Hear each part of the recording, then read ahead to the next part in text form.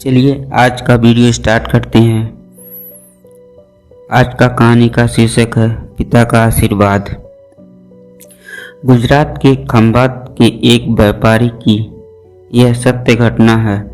जब मृत्यु का समय सन्निकट आया तो पिता ने अपने एकमात्र पुत्र धनपाल को बुलाकर कहा कि बेटा, मेरे पास धन संपत्ति नहीं है कि मैं तुम्हें विरासत में दूं, पर मैंने जीवन भर सच्चाई और प्रामाणिकता से काम किया है, तो मैं तुम्हें आशीर्वाद देता हूं कि तुम जीवन में बहुत सुखी रहोगे और को भी हाथ लगाओगे तो वह सोना बन जाएगी। बेटे ने सिर झुकाकर पिताजी के पैर छुए। पिता ने सिर पर हाथ रखकर आशीर्वाद दिया और संतोष से अपने प्राण त्याग कर दिए।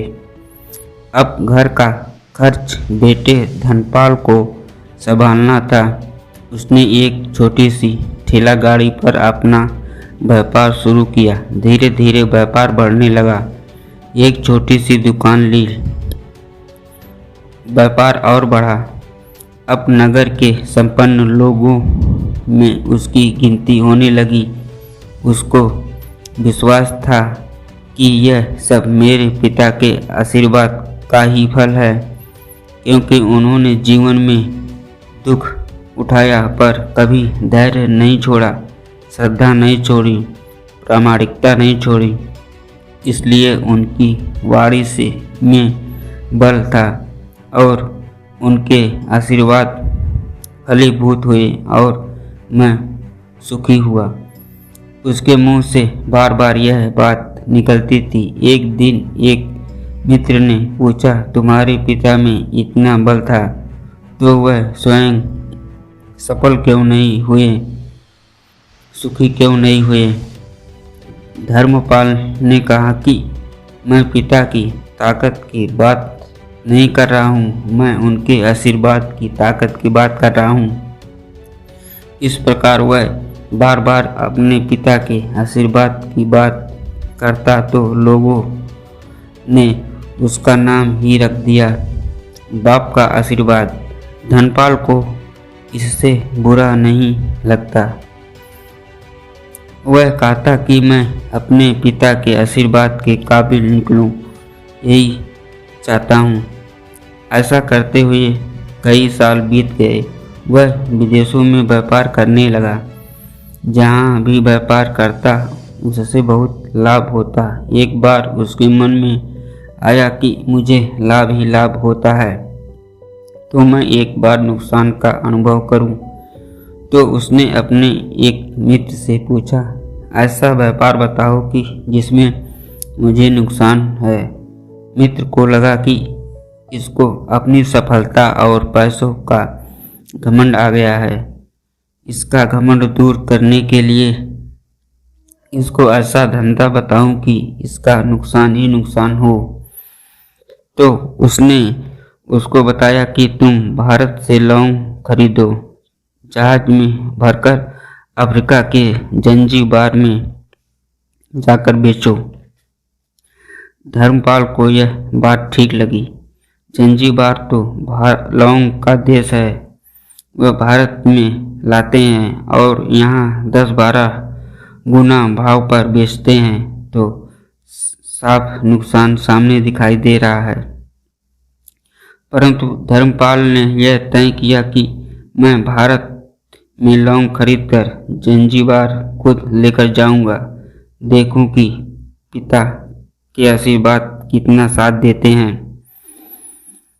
नुकसान का अनुभव करने के लिए उसने भारत में लौंग खरीदा और जहाज भरकर खुद उसके साथ जंजीबार द्वीप पहुंचा।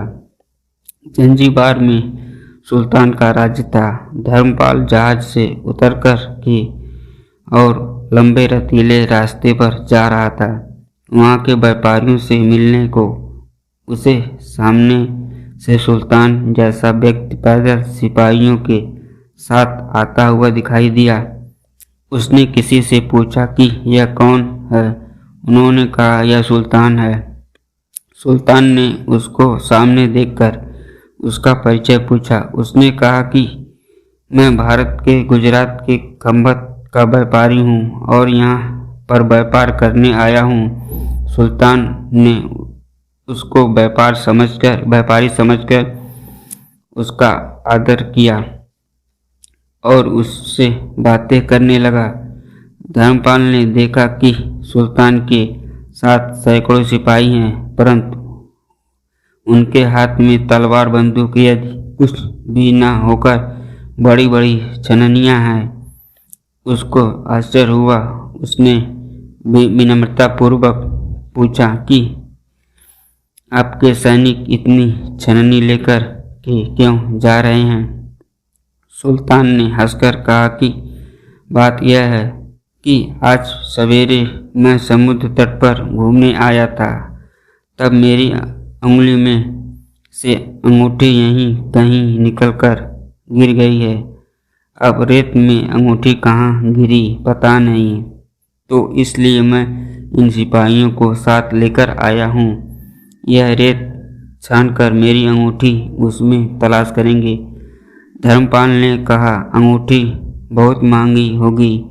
सुल्तान ने कहा, नहीं, उससे बहुत अधिक कीमती वाली अनगिनत अंगूठियाँ मेरे पास है, पर वह अंगूठी एक फकीर का आशीर्वाद है। मैं मानता हूँ कि मेरी सल्तनत इतनी मजबूत और सुखी उस फकीर का आशीर्वाद से है, इसलिए मेरे में उस अंगूठी का मूल्य सल्तनत से भी ज़्यादा है। इतना कहकर करके सुल्तान ने फिर पूछा, बोला, सेठ, इस बार आप क्या माल लेकर आए हो? धर्मपाल ने कहा, लौंग। सुल्तान का आश्चर्य का ठिकाना नहीं रहा। यह तो लौंग का ही देश है। सेठ, यहाँ लौंग बेचने आए हो? किसने आपको ऐसा सलाह दी? जरूर वह कोई आपका दुश्मन होगा। यहाँ तो 1 पैसे में मुट्ठी भरकर लौंग मिलती है। यह लौंग को कौन खरीदेगा और तुम क्या कमाओगे? धर्मपाल ने कहा, मुझे यही देखना है कि यहाँ की मुनाफा होता है या नहीं। मेरे पिता का आशीर्वाद से आज तक मैंने जो धंधा किया उसमें मुनाफा ही मुनाफा हुआ, तो अब मैं देखना चाहता हूँ कि उनके आशीर्वाद यहाँ भी फलते हैं या नहीं। सुल्तान ने पूछा, पिता के आशीर्वाद, इसका क्या मतलब? धर्मपाल ने कहा, मेरे पिता सारे जीवन ईमानदारी और प्रामाणिकता से काम करते रहे, परंतु धन नहीं कमा सके। उन्होंने मरते समय मुझे भगवान का नाम लेकर मेरे सिर पर हाथ रखकर आशीर्वाद दिए थे कि तेरे हाथ में धूल भी सोना बन जाएगी। ऐसा बोलते बोलते धर्मपाल नीचे झुका और जमीन की रेत से एक मुट्ठी भरी और सम्राट सुल्तान के सामने मुट्ठी खोलकर उंगलियों के बीच में से रेत नीचे गिराई तो धर्मपाल और सुल्तान दोनों का आश्चर्य का पार नहीं रहा।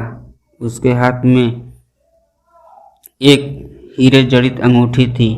यह वह सुल्तान की गुमी हुई अंगूठी थी। अंगूठी देखकर सुल्तान बहुत प्रसन्न हो गया। बोला, वाह खुदा, आप भी करामात का पार नहीं। आप पिता के आशीर्वाद को सच्चा करते हो। धर्मपाल ने कहा, फकीर के आशीर्वाद को भी वही परमात्मा सच्चा करता है। सुल्तान और खुश हुआ, धर्मपाल को गले लगाया और कहा, मांग सेठ, आज तू जो मांगेगा मैं दूंगा। धर्मपाल ने कहा, आप 100 वर्ष तक जीवित रहो और प्रजा का अच्छा तरह से पालन करो, प्रजा सुखी रहे, इसके अलावा मुझे कुछ नहीं चाहिए। सुल्तान और अधिक प्रसन्न हो गया। उसने कहा, सेठ, तुम्हारा सारा माल मैं आज खरीदूंगा और तुम्हारी मुंह मांगी कीमत दूंगा। इस कहानी से शिक्षा मिलती है कि पिता के आशीर्वाद हो तो दुनिया की कोई ताकत नहीं कहीं भी तुम्हें पराजित नहीं कर सकती। पिता और माता की सेवा का फल निश्चय रूप से मिलता है। आशीर्वाद जैसी और कोई संपत्ति नहीं है। बालक के मन को जानने वाली माँ और भविष्य को संवारने वाले पिता, यही दुनिया के दो महान ज्योतिष हैं। अपने बुजुर्गों का सम्मान करें, यही भगवान की सबसे बड़ी सेवा है। तो दोस्तों, ये कहानी कैसी लगी? अच्छी लगी हो तो कमेंट में हमें ज़रूर बताएं। लाइक करें, चैनल को सब्सक्राइब करके बेल आइकन पर प्रेस कर दीजिए ताकि आने वाली वीडियो आप तक तुरंत पहुँचे।